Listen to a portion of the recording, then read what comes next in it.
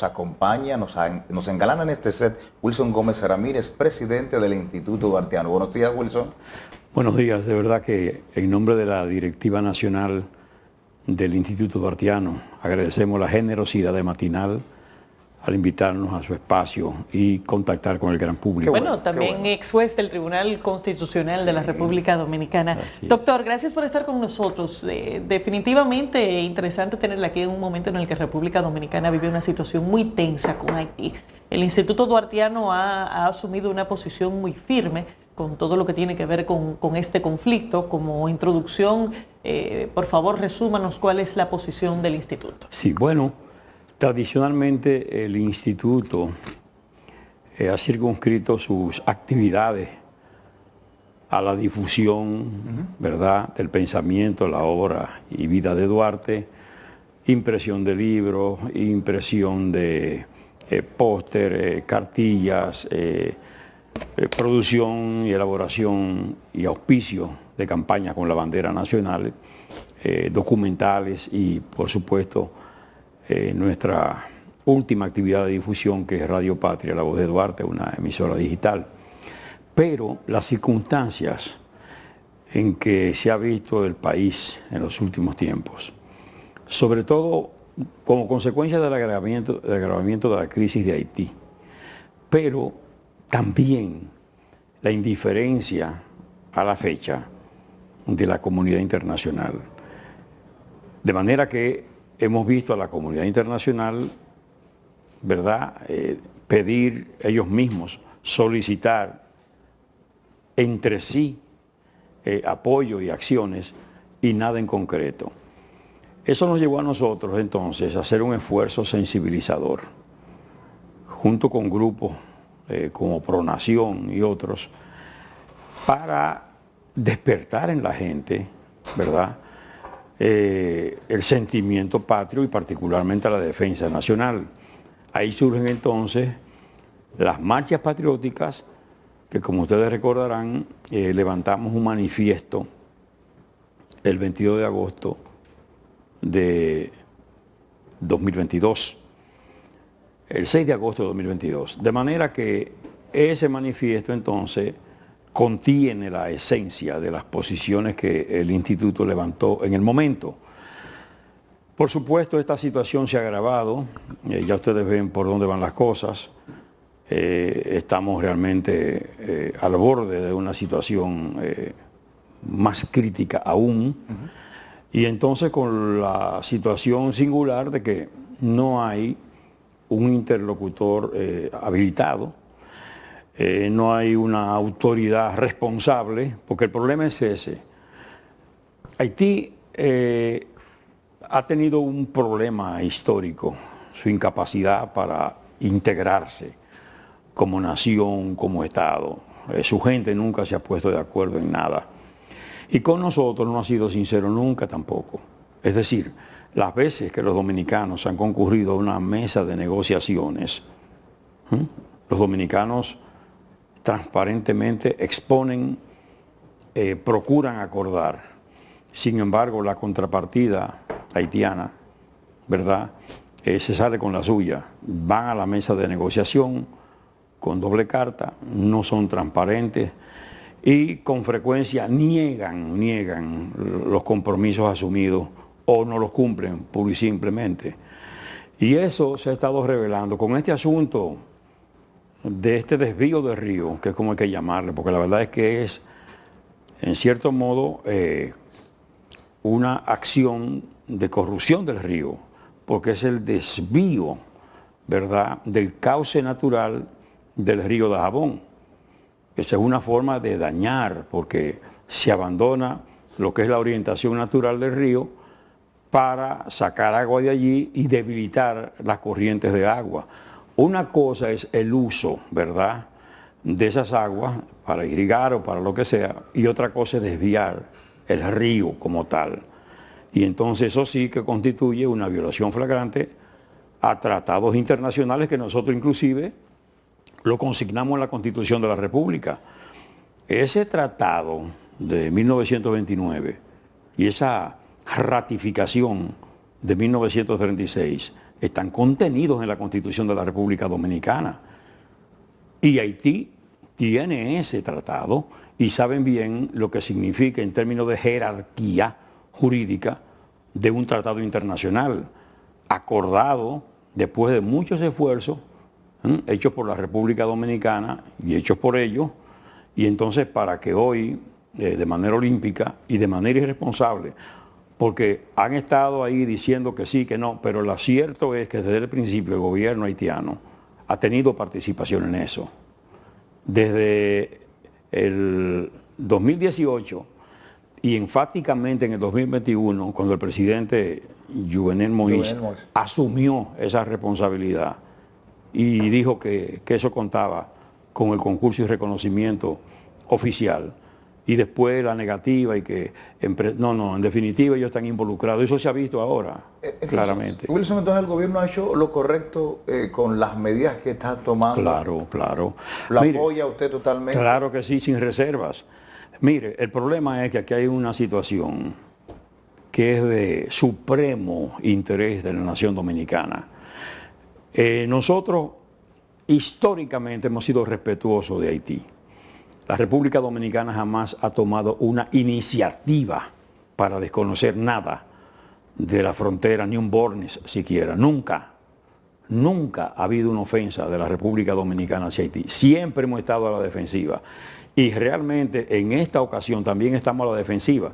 El gobierno ha hecho lo que le corresponde hacer. Y la política, por lo menos en lo que tiene que ver con los planteamientos internacionales, del requerimiento de que la comunidad internacional asuma el acompañamiento de Haití, porque necesita acompañamiento. Y realmente a la República Dominicana no le queda otra alternativa que no sea motivar, procurar la sensibilidad de la comunidad internacional para que socorra a Haití, porque el perjudicado, ¿verdad?, el país que se perjudica, la República Dominicana. Nosotros estamos cargando muy pesado con Haití, sumamente pesado. Hemos sido los más solidarios con ellos.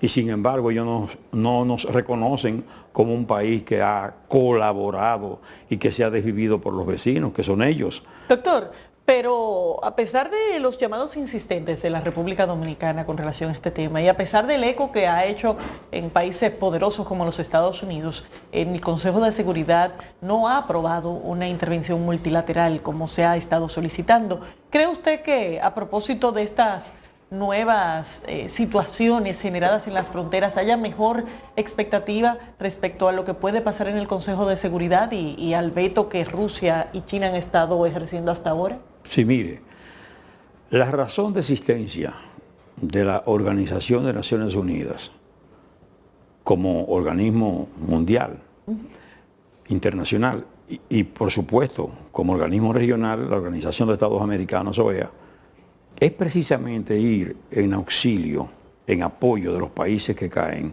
en una situación de dificultad, en una situación de infortunio.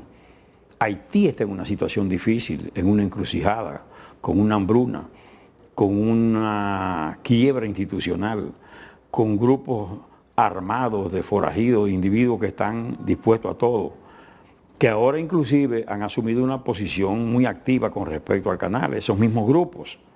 Y los que apoyan esos grupos. Y entonces, todo esto nos conduce a nosotros a la conclusión de que tenemos que necesariamente seguir clamando para que esos organismos internacionales asuman su responsabilidad.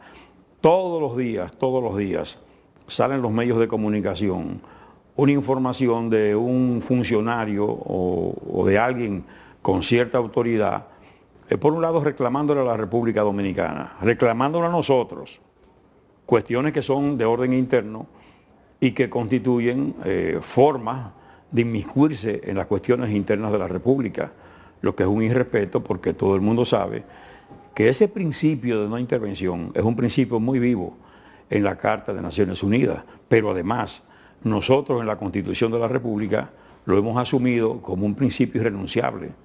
Dice que es un principio cardinal, irrenunciable, de la política internacional de la República Dominicana. Ese principio de no intervención es una garantía para la soberanía nacional. Ahora, ¿qué nos preocupa a nosotros? Aparte de esto, porque también esto hay que verlo Sí, estamos preocupados porque los organismos internacionales, en definitiva, se están tirando la bola uno a otro. No asumen con interés su responsabilidad, ¿verdad? Ahí tienen a Kenia, pero Kenia no es suficiente para lo que está pasando ahí.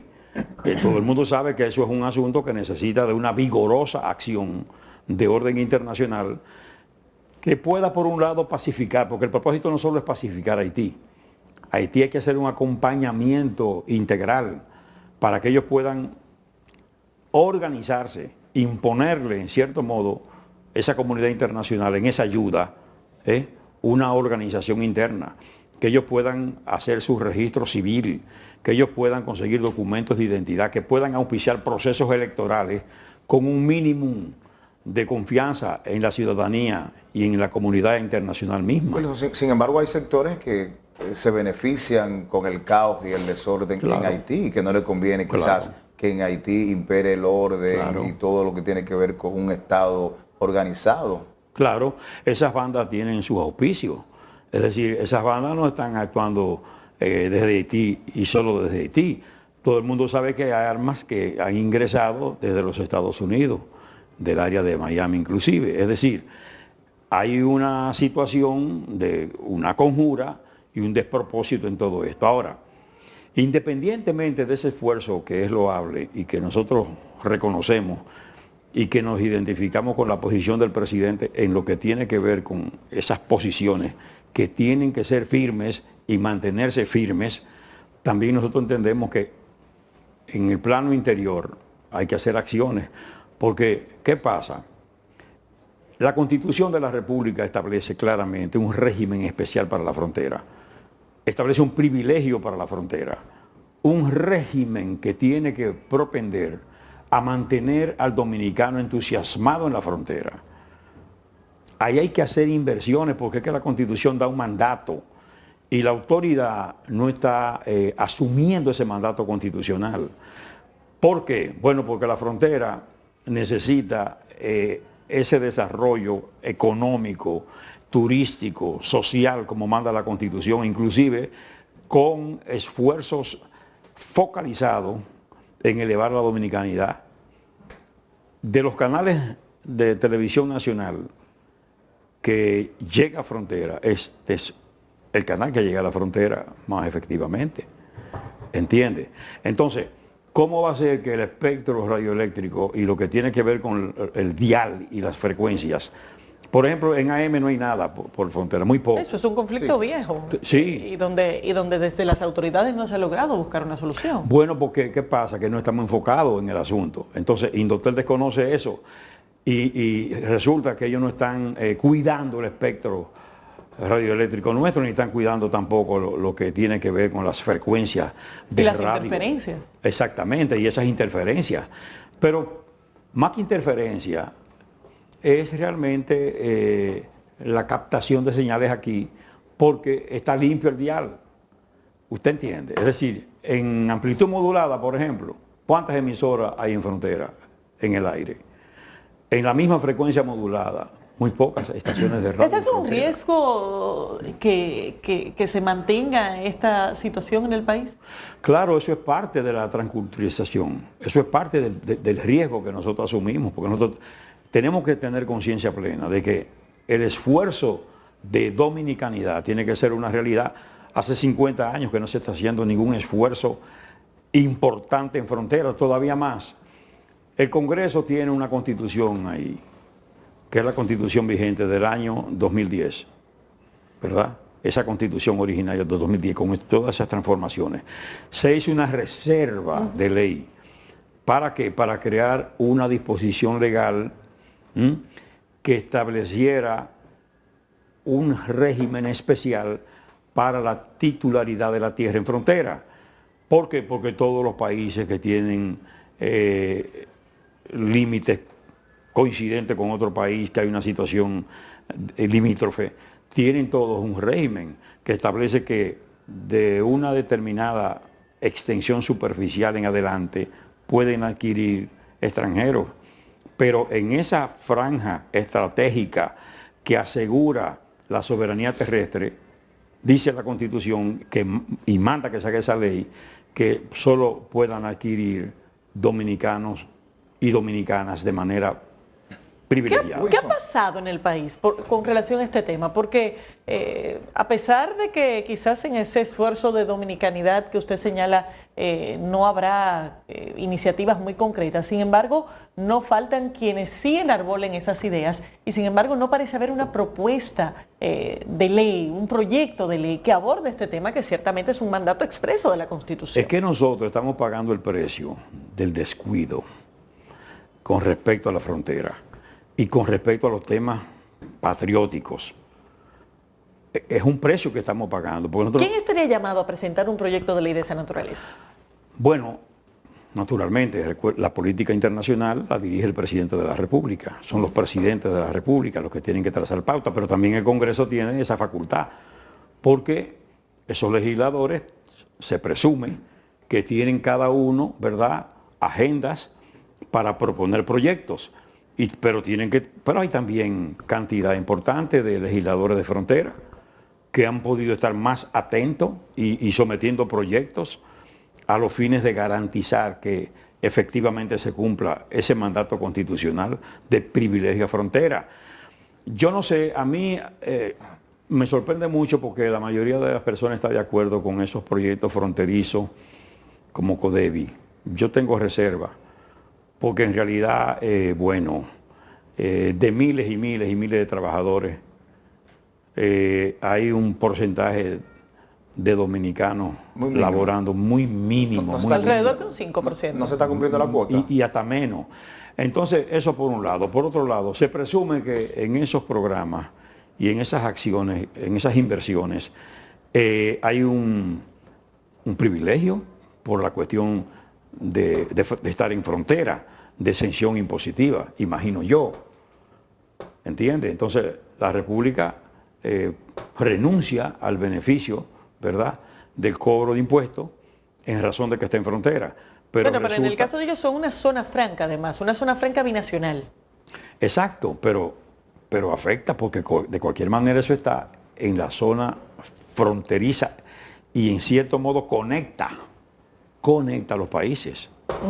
Porque usted sin darse cuenta, usted llega ahí y va a un restaurante y cuando quiere ver está en Juana Méndez. Está en Juana Méndez. Wilson, pero con toda esta situación, los esfuerzos, quiero saber, por ejemplo, con la construcción de la verja perimetral, con el discurso del presidente desde que asumió su mandato, y con toda esta postura y estas restricciones, estas medidas, ¿usted cree que desde el gobierno, o este ha sido uno de los gobiernos que más esfuerzo ha hecho por tratar de frenar la migración ilegal de haitianos y todas estas situaciones que se envuelven de ilícitos en la frontera? ¿Cómo usted valora todo esto? Mire, la verdad es que falta más. Todos los gobiernos, de alguna manera, han hecho, pero no lo suficiente. Ni siquiera en la actualidad se está haciendo lo suficiente. Yo digo que las circunstancias han determinado que el presidente haya tenido que asumir una postura recta y frontal. Pero nosotros pudimos haber evitado eso con tiempo, ¿entiendes? Adoptando providencias. Esa misma verja perimetral, se habla mucho y se dijo que iba a ser construida en tal tiempo y que se le iba a construir en tiempo récord, toda vez que se entiende que era una obra de cierta urgencia y lo sigue siendo de urgencia. Y sin embargo, eso no ha avanzado lo suficientemente como para decir está en un porcentaje edificada, un porcentaje importante, ¿verdad? Entonces, yo insisto en lo siguiente. No se le ha otorgado la importancia al tema de frontera. Llevamos militares a frontera, pero no tenemos una infraestructura capaz de asimilar a esos militares en condiciones dignas. ¿Te das cuenta? O sea, nosotros hemos debido en la frontera replicar el modelo San Isidro. Es decir, que haya una ciudad allí del Ministerio, del Estado, que se le facilite la vivienda a los militares que están en frontera, que se le faciliten centros hospitalarios como allí, como he dicho, como San Isidro, centros deportivos, ¿verdad? Farmacia, abastecimiento de alimentos. Escuelas, todo esto sería ideal primero para saber los pasos que da un militar en la frontera, porque usted se va a dar cuenta del militar que está llegando a deshora o juntándose con fulano o con sultano, o cuál es su comportamiento. Pero además asegura que ese militar defienda su cargo, su posición militar, porque sabe que si falla se va con todo y familia del lugar.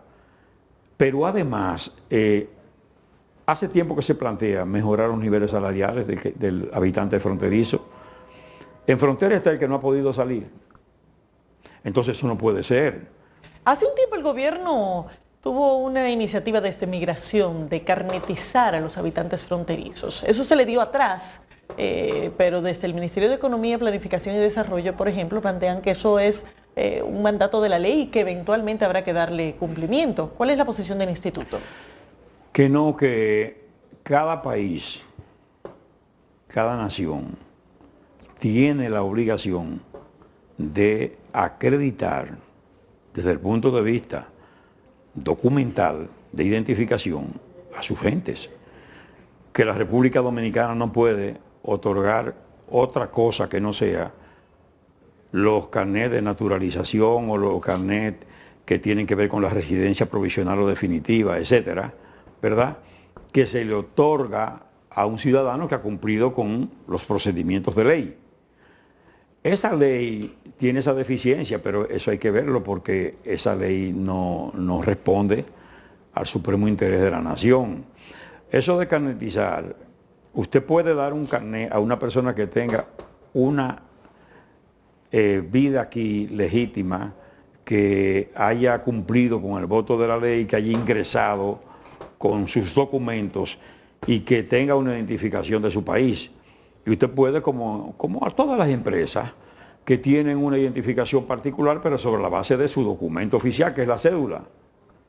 Entonces, sobre la base de un documento oficial de un extranjero, usted puede dar un carnet, pero no puede acreditar a quien no tiene identificación. ¿Y cómo se puede resolver entonces el dilema de la falta de información de la identidad de muchísima gente de origen haitiano que vive en territorio dominicano, pero que no se tienen fotografías, no se tienen huellas, no se tiene ningún tipo de documentación y que por lo tanto son totalmente anónimos? Esas son de las fallas nuestras. Ese indocumentado o es ilegal, la ley dice que hay que hacer. Simplemente aplicar la ley. Y por eso digo que las repatriaciones han sido tímidas. Migración tiene el mejor propósito, pero tiene los recursos humanos, técnicos, materiales suficientes como para cumplir y hacer cumplir la ley. Doctor, en políticas migratorias, a lo largo de la historia de la República Dominicana, ¿hemos fracasado nosotros? Bueno, mire, yo creo que cuando uno llega a la conclusión de que no hay nada que hacer, se frustra. Yo lo que creo que no hemos hecho lo que hemos debido hacer y hay que hacerlo. Hay que seguir en el esfuerzo de hacerlo. Ahora, hay que cuidarse mucho porque es que nosotros tenemos que pensar todo lo que vamos a hacer. Cuando nosotros decimos, bueno, todos los niños sin documentos pueden ingresar a las escuelas, eso así puro y simple no debe ser. Eso debe condicionarse y buscar la manera y dar plazo para que ellos gestionen su documentación ante sus consulados que están aquí, que tienen funciones propias, ¿verdad? Y oficialía del Estado Civil, de registro civil. En consecuencia, ellos tienen alternativas para procurarse una documentación. Porque, ¿qué pasa? Nosotros estamos incentivando, sin darnos cuenta, esa presencia haitiana. Aquí mejoramos los salarios de la gente que está en la construcción, mejoramos los salarios de la gente que está en el campo, creamos un régimen para la doméstica que inclusive hubo que echarlo atrás porque de verdad que desbordaba las capacidades de mucha gente que no podría tener esos servicios. Pero además a ese niño le estamos dando o ofreciendo facilidades que son incentivos también para que ellos, en vez de quedarse allá, vengan acá.